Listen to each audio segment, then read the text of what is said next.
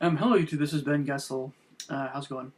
Um, hopefully I haven't more than almost any bit of a video. I hope I haven't made something like what I'm going to talk about here in this video uh, before too much. I hope I covered new ground. So again, apologize in advance if some of this I've already mentioned. But okay, so this video I'm going to talk a little bit about knowing what you're eating and drinking and how it'll probably affect you. Okay, so I again, more than probably most, but I'm sure there's many people that have a greater interest than I do in this area. But nutrition and health and what you eat and drink. Um, there's just the outset here.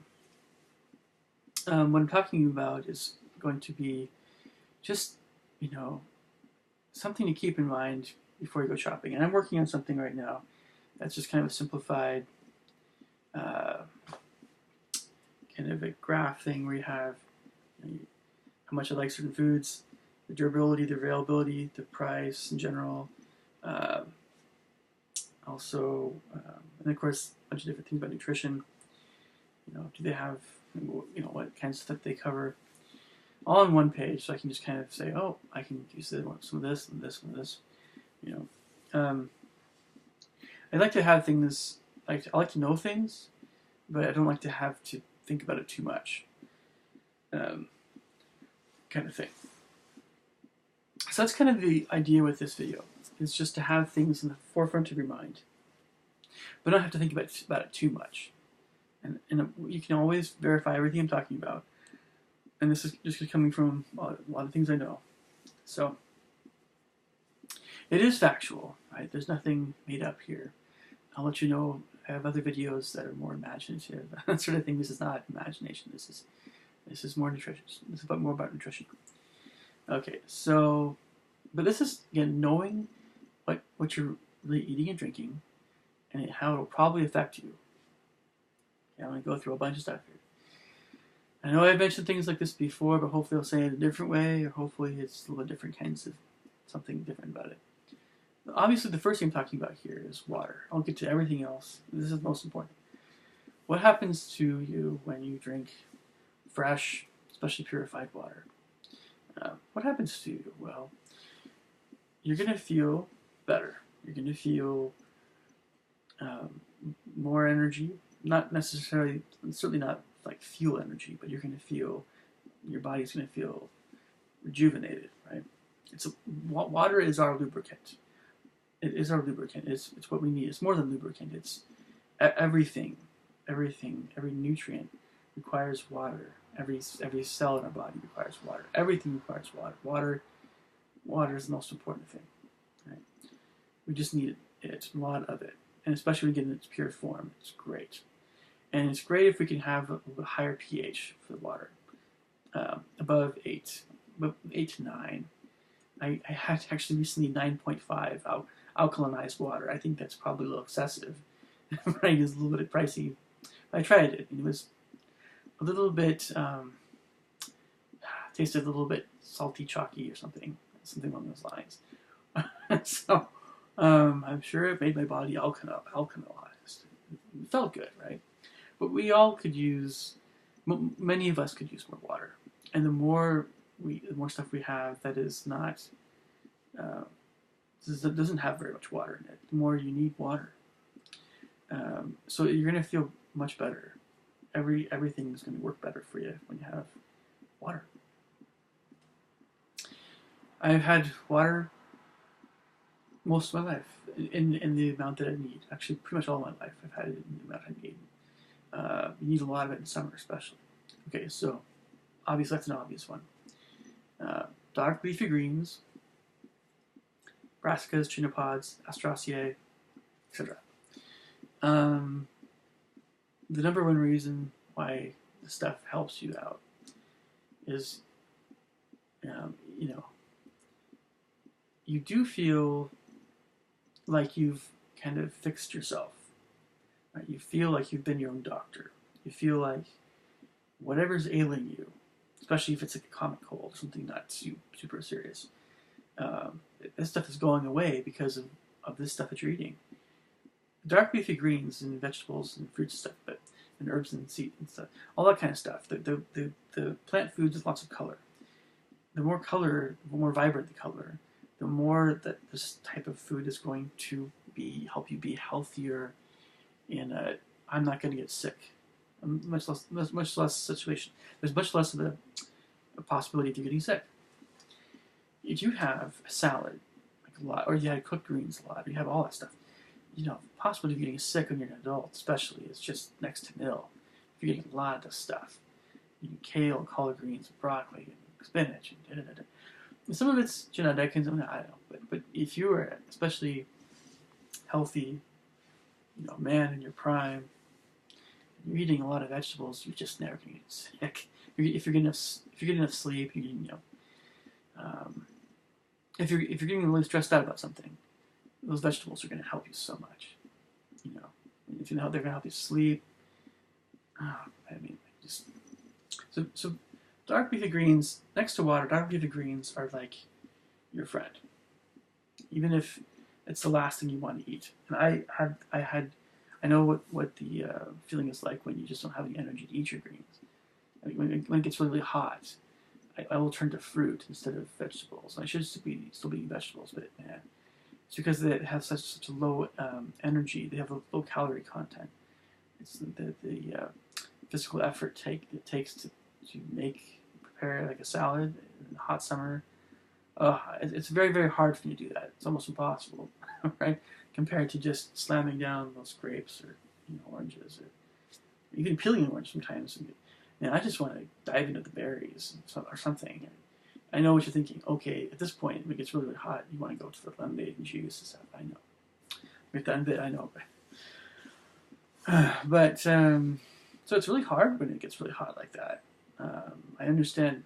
But unless you want to have medication for some serious situations, and who knows, you have to have medication for whatever reason. In the meantime, when you're not having medication from a doctor, even if you are, nature's medication is primarily your vegetables, particularly dark leafy greens, and that's what it does for you.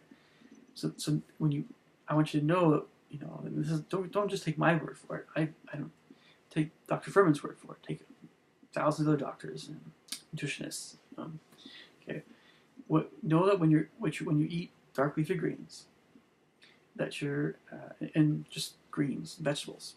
And I'll get to the other stuff in a bit, fruits and things. But when you're eating that kind of stuff, you're getting a whole bunch of different nutrients, a whole bunch of them. You're going to get enough of what you need of most of the nutrients. Not just about all of them, most of them from your vegetables and other things like that. In the right amounts. So it's a good base for nutrition. Again, they have low energy content, so you'll need to eat other foods. We'll talk about it here in just a bit. Okay, so starchy veggies. I would treat your starchy veggies like carrots and beets and things, kind of like for me it's an in between ground between vegetables and grains, or more filling plant foods. So treat it like such. It's going to be really good for you. At the same time, it's going to have more fuel. So what we're talking about with fuel, when we're used with fuel with food, well, it has to do with fuel for it's energy for what? For what you do. And if the more sedentary someone is, the less fuel that you'll need. Okay, I know. I'm in the same ballpark, right? When you exercise, the more that you actually exercise, the more fuel that you'll need. If you aren't exercising very much, let's look. Gandhi. I just watched a movie about Gandhi, just recently. When Gandhi got older, especially, yeah, it's true. He didn't have. I know the sun is kind of. When Gandhi got older, he hardly had anything. It's true. He didn't eat very much. Why? It wasn't he was walking around a bit, but it wasn't like he was Sorry about that. I went out there for it. It wasn't. He he just wasn't expending a whole lot of calories. When you get really old, you just don't expend a whole lot of calories. So you just don't need very much. Um, you don't need very much fuel.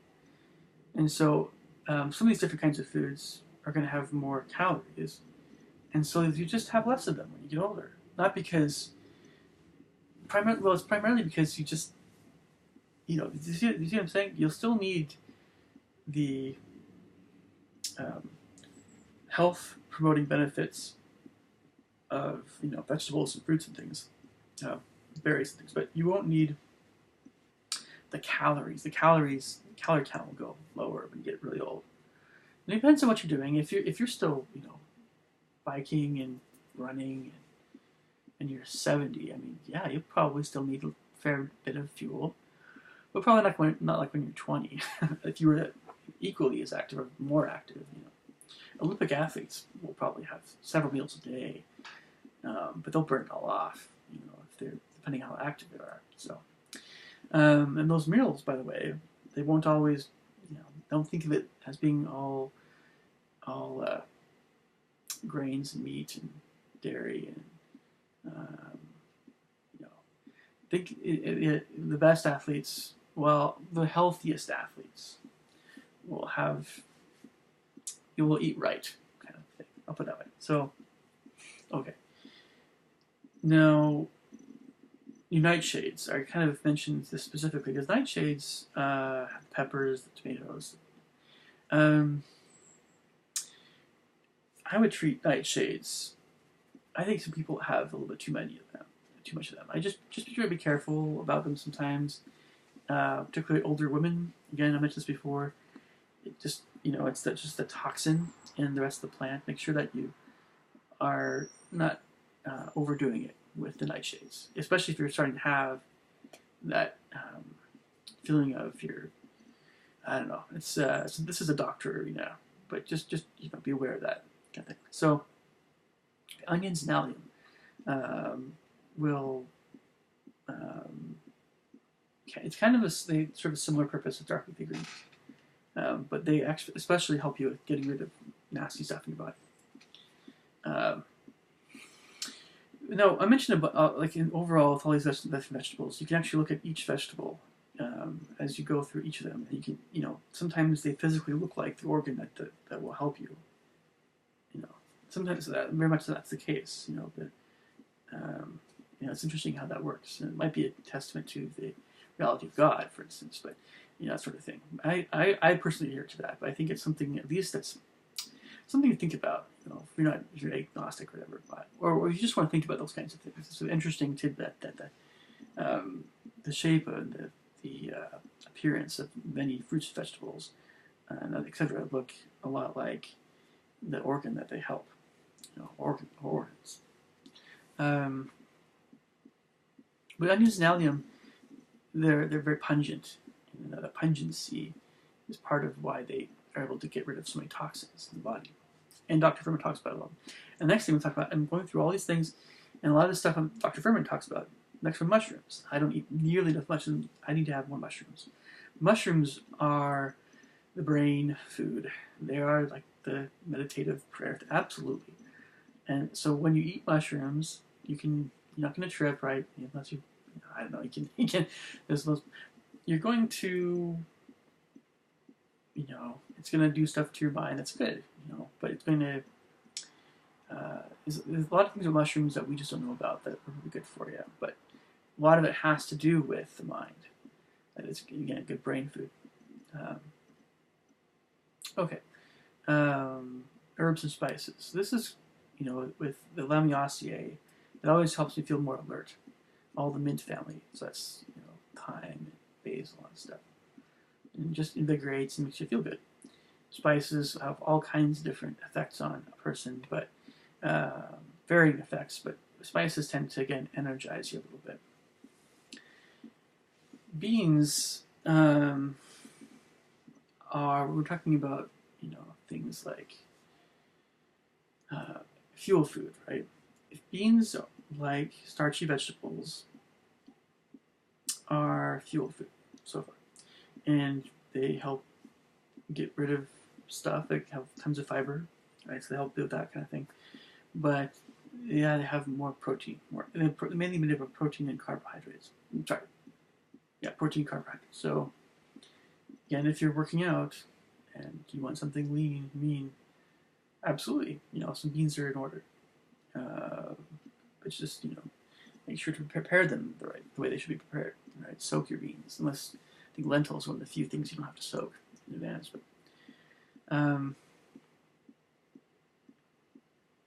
so all these things are going to positively, benefit you. Nuts. A lot of people soak their nuts. I probably should. I have eaten more nuts in the past. I'll try to get back into it in the future. Nuts have a ton of different nutrients. There's something called phytic acid that's in nuts, beans, grains, and seeds. And I understand it, that kind of thing, to the point where it has some good things about it and some bad things. If you don't have a ton of it, you'll probably be fine. And phytic acid actually helps with. We'll continue to have more research on phytic acid, but it's some of those things that kind of has some pros, some cons. But yes, it can interfere a little bit with nutrient absorption sometimes. So if you're worried about it, just have fewer beans, perhaps a little bit fewer beans, fewer grains, fewer seeds, fewer nuts, and just have more fruits, vegetables, and some animal foods. That's my best suggestion. Unless you want to soak everything, especially nuts and seeds. So I will include seeds with nuts. And nuts are good brain food as well. Nuts, like beans, are fuel food. They help you with muscle growth. Cashews can, help you feel a little bit better, mood. Grains, again, fuel food still. Gluten probably is the best thing for you, so I would avoid gluten unless you're having some enzymes with it. Citrus, for me, it always kind of helps me feel more alert. And again, citrus, you have the sugar, so you have, there's a fuel side to that too. Apples and pears, similar kind of situation, but apples and pears have quercetin and other antioxidants I think are really great for you, and they do help you health-wise. You feel healthier. And, these are water-rich types of things. Drupes like cherries and plums and prunes. Like beans, yes, they'll help you get rid of stuff more. Yeah, so detoxifiers, that sort of thing. It tastes great. Berries. Berries are good in a number of ways. Dr. Furman talks a lot about berries. You want to hear gomes, greens, onions, mushrooms, beans, berries, seeds, right? Those are the big ones to pay attention to. Melons, I would treat melons in a similar way to a lot of other fruits. They have a lot of water. Tropical fruits I tend not to have as much of for various reasons. If you're in the tropics, it's probably a good idea to have more of them. I think that it really comes down to, with some tropical fruits, it's a fuel food thing. Are you active or are you more sedentary? So, and then avocados and olives. Avocados are a great overall food for getting fats, carbohydrates, and protein. Olives, I think, are kind of more like nuts, but just softer, like avocado. But yeah, this is still more fuel food. Chocolate and honey, I think, as far as natural sweeteners, are fine in moderation. Honey is probably even a bit.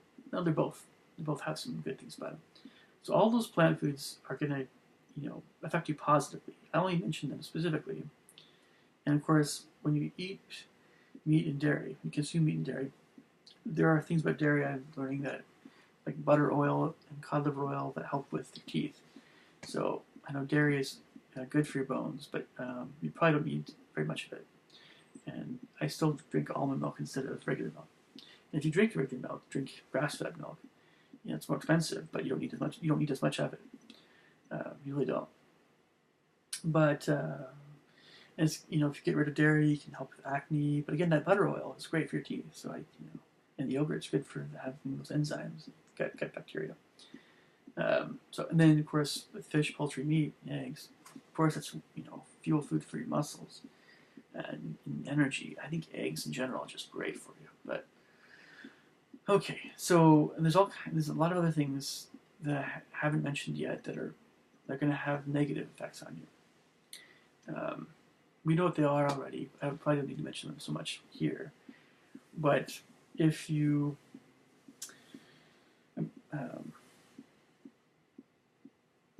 you should go into a grocery store knowing if I get this food, if it's a whole food, that's going to do some good things for me, right? Something help. I mean, if I get a variety of different, if I get a good variety of whole foods, that meaning you get some greens, you get some colorful stuff, mixture of fruits and vegetables are colorful. You get a few beans and nuts here and there. You get some grains, whatever. You get some chicken, right? Get some eggs, a little bit of fish. Make sure you have either like a purified water thing, or you have a system that it works for water. Plus a few other things if you want, like herbs and spices and barbecue sauce is a little sweeter, but hey, it's fine. A little bit is fine on meat. The idea is to go into a grocery store and say, oh, if I get Whole Foods, I get a really good variety of them, it's going to do good things for my diet. I'll be okay, right? And that's the idea. And you just kind of keep trying new things and keep rotating what you're eating so you get different nutrients. And that's the best way of doing it. Other than what I'm going to do with my really getting into, I don't know, it takes a while to get that done. So know that if you go into a grocery store and you buy things that are more heavily processed, I got cereal recently. Just the only ingredient was brown rice. It's going to do good things for me. But, know that if you buy, you can fill in the blank, a food that has nutrients in it, but it's also very, very manufactured. Know that all those extra things they put in there, they're not going to do anything good for you. The extra, like the preservatives and the food colorings and the added sodium, it's just not going to do anything for you. It's like Bruce Lee said, I only put in, basically, I'm rephrasing what he said, I only put into my body, if it basically says, if it doesn't do anything good for me, I just don't need it, right? I'm rephrasing what he's saying, but, yeah, so that pizza, hey, once in a while, sure. But I would get the less cheese, and I as much as I hate to say it, watch the meat, and I just, have a few slices, and that's it. All right, just, one pizza slice. A pizza is, you get a small personal pizza, a small one. If you're gonna have that burger, your gut's gonna be digesting that stuff for a while. And I can't say that hamburger buns are especially healthy for you. And you think of grains, don't think of anything except for real grain. It's unrefined state. I keep thinking of some other things I need to mention about this subject, but maybe I'll save them for another time again. Leave me thoughts and questions below. Oh yeah, one other thing. No matter how much fuel that you're using up, no matter how much calories you're expending or using, you still have to have water, and you still have to have a variety of different, mostly plant food groups, like dark leafy greens, to keep your body healthy. I know you don't have to have as much as a fuel food, but you still need to have some of it, a little bit of it. Alright, catch you guys later. Thanks.